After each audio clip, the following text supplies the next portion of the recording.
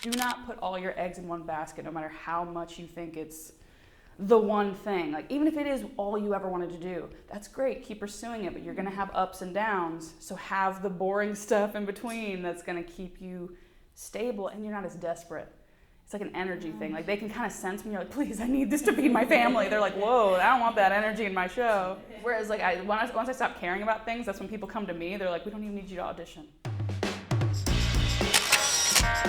This is Crystal with Picture Studios, and I'm here with Amanda Miller, the multi-talented Amanda Miller. Thank you for being here with us today. Thanks for having me. All right, we're going to get right into the question. All right. Who is Amanda C. Miller, and why is she on Wikipedia?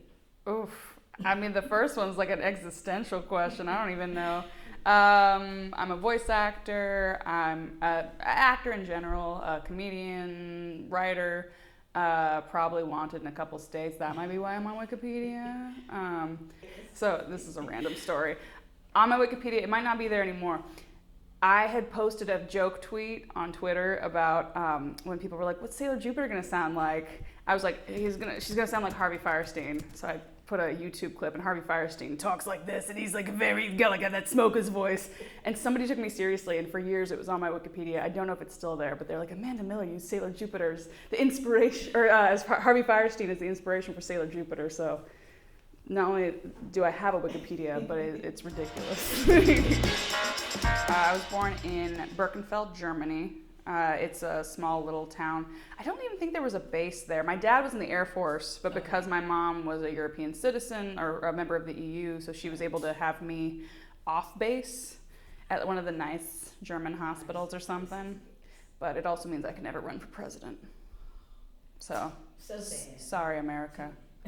Your loss. What was it like growing up in a military family? There's good and there's bad about it. You kind of get to see the world, you get to experience other cultures, and so I have this kind of, it expands your understanding of the world and of people, having lived in all sorts of different cities and places. But it also makes it hard because every couple of years you're making new friends, and we didn't really have the internet back then. I mean, or we did, but it was like the very early dial-up days, and so once you left, you didn't really keep in touch with people. So now I think it probably would be easier to be a military kid because they're all just online anyway, and like they don't leave their house, so it's the same thing as if they're down the street. They're all playing on video games together. But yeah, I think it made me much more adaptable and made me much. I'm able to go into any situation and be able to make friends wherever because you kind of had to. So I'm in North Carolina. I am at Triad Anime Con in Winston-Salem. I guess by the time people see this, it'll be over, but it's fun. I started going to cons in college because my college boyfriend was into anime, and he's like, yeah, come to a con. I'm like, I'm not going to a con, that's for nerds. And then I went to a con and I had a blast, but I was like the hipster at the con. I was the one who's like, I'm too cool to dress up. Like, even though like secretly I'm like, these people have so much passion and I love it, and I wish I like wasn't so, like I was actually the nerd who's like, oh, thinking it's cool to not like things. Go to all the panels, I'd be having a great time, but I'm just like, oh yeah, I'm having a great time ironically. What do you admire most about cosplay? I think it's the passion I mentioned of just like loving a character so much that you feel like I want to like pay an homage to this character, but then also the ones who create their own stuff, like there's no shame in buying stuff. I buy all my costumes. I don't make any of my costumes. So for Halloween, I'm like, I don't know, going to Spirit, Halloween, whatever. So when I meet people who come up to my table and they've got this like cool thing, I'm like, that's so cool. They're like, oh yeah, I made this. I took like a old coffee tin and I painted it and I scraped this down. Like it's just the creativity and the passion is really inspiring, especially when they make a character their own, or they gender bend it or just something where it's like, I like the spin, let me give it a different flavor. Like, it's just really cool to see people's interpretations of characters they like.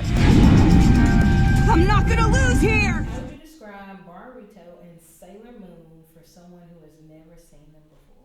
So Sailor Moon I would describe as a show with magical girls who save the world and kick butt using the power of moonlight and friendship.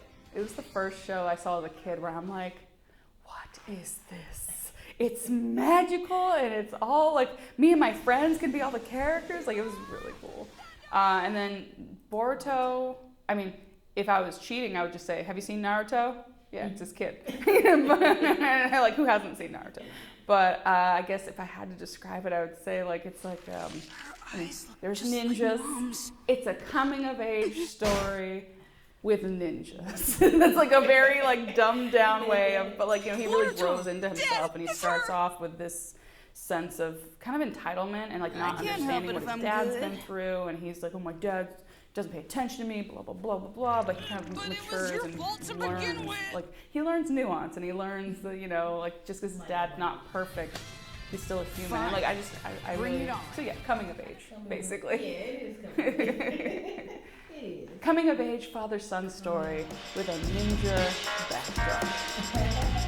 What did you do when you landed your first big role? I actually don't know because I don't think I realized it was big at the time. When I was in Fire Emblem, it was the very first video game I did. It was basically, it was cool because it's the time I got to play like me. Like, you know, Sully is very similar to me. She literally, like, when she's flirting with a guy, she's like, I'm gonna punch you in the face. Like that's, so I'm like, I relate, girl. I relate to like that, like thinking you're like cute when you're like, no, you're just being aggressive. Oh, that was really cool. And I didn't realize like that game would go on to be like a very popular game. But then like with Sailor Moon, that was probably like the biggest like big role I got. And I remember for months I was so insecure and so nervous. And then I found out that they had cast it in a really cool way that kind of made me feel more confident and that I was the right person for the job. Because Jupiter was my favorite character growing up. So I'm like, don't mess this up, because you can't blame anybody if you're the one who messes her up. So I read an interview that said that they basically picked their top like 5 auditions for each character. They took the names off of them, they numbered them, and then they sent them to Japan. And then the creator of the show got to pick her top, her final cast. Like, and so when I learned that felt like it's kind of meant to be thing. So I kind of stopped questioning it. I was like, all right, I'm here for a reason. Stop doubting it. Let's go. Get to work, you know. Relax! I don't want to relax. I want superpowers! Cosmic is on Netflix right now. Tell us about your role. That's one of the few shows I think right now that still captures that 90s vibe of a show that's very enjoyable to kids, but also just as enjoyable to adults and teenagers and all that. It's kind of like in the Marvel vein of like, you know, there's like 5 cosmic rings of power, but it's like not Marvel in the sense of like we're like this ragtag team of people in like a New Mexican city where it's basically like, you know, middle of nowhere in the desert of New Mexico, and I'm a teenage girl who like works at my mom's diner. Kid is, you know, the quirky kid that like, you know, has like antennas on his little like, you know, headset and like rides around on his bike and has a cape. And then there's Rosa, who's the toddler, and Papa G. Like there's this whole fun cast, and it's that same vibe I was talking about with like Parks and Rec, where they build this family dynamic, and Joe kind of becomes the like impromptu team leader. So it's a really cool journey about like, you know, her growth from not knowing her way, and she also had just moved to that city, so she's kind of missing home. Right. So there's that a little bit of that like military brat vibe. She's not a military brat, but that same vibe of like, oh, this place sucks. I miss the place I was before. So she kind of learns, I don't know, to find home where she is. And that home is the people, and like, and learning what it means to be a good leader and stepping up, and yeah. No, I don't believe in ghosts. It's dumb.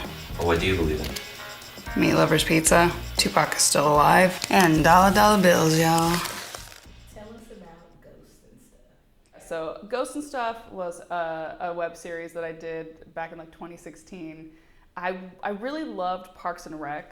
I love shows about like ensembles and families, basically, like, you know, exploring chosen families, especially as a military kid where I don't really have like a solid group of people I grew up with. You kind of have to create your friend circle from, you know, from scratch. I've always liked that concept, or like Boy Meets World or whatever. Like, so I wanted to make a show where it's like a workplace comedy, but it's more about the relationships and more about what their job, like how their job just shows those relationships. One, it's better, treasurer, if that makes and 2, sense. this is not my fault. It would be a certain type of ghost that would kind of cause some sort of tension in the group that would then reveal some sort of thing about the relationship, or it mend something, or it would heal something for someone, or whatever. And I also loved like Ghost Hunters and all those shows, so I kind of thought it'd be funny if there was a show, but it's like called Ghosts and Stuff, because it's like, yeah, there's ghosts and also other stuff. Like it's other stuff. Oh yeah, there's ghosts sometimes. It's also just a chance for me because I love to write. It was probably the first thing I did where I wrote something that I put out into the world. So it was really fun. And I'm proud of it. Like when I go back and watch it, I'm like, oh yeah, this is fun. Oh gosh. You're like, no. Now the hardball questions. Did you keep your day job or a side hustle? Yes. Okay. I don't understand why actors would ever leave their like financial futures to acting, where it's like sometimes you book stuff and you make money and that, you know, you can coast for a couple months. Sometimes you don't work for 6 months. So I don't really know why actors give up their jobs. I mean, I understand having like a 9 to 5 is really hard as an actor because they need you to be available at the last minute. They're like, hey, can you have a session today at, you know, so it's hard to do that. But yeah, no, I still have day jobs. I still have side hustles. Cause I got maybe it's because I got like champagne tastes on a beer budget or whatever. But like I'm like I got a mortgage to pay for. I'm not leaving that to, because acting is, some of it's about talent, but a lot of it's a numbers game. There's so many more actors than there are roles for people. Right. So they might not even hear your auditions half the time. You know, they might get 1,000 auditions and only listen to the first 10 until they find what they want. So I do like adaptation work. So basically writing the English scripts for like anime or live action dubs for Netflix, where basically they give you the English translation, and then your job is to make it like match the mouth, make sense to an English audience, and yeah, it's kind of fun. It's like a weird puzzle. But yeah, I still do that. Yeah, I teach a bit for voiceover. Like I'm trying all sorts of stuff. I'm like getting into, I like day trading. Like I like all sorts of things because I just, you know, diversify. Right. So then if one thing, you know, during the pandemic, it's like I still had other stuff to fall back on.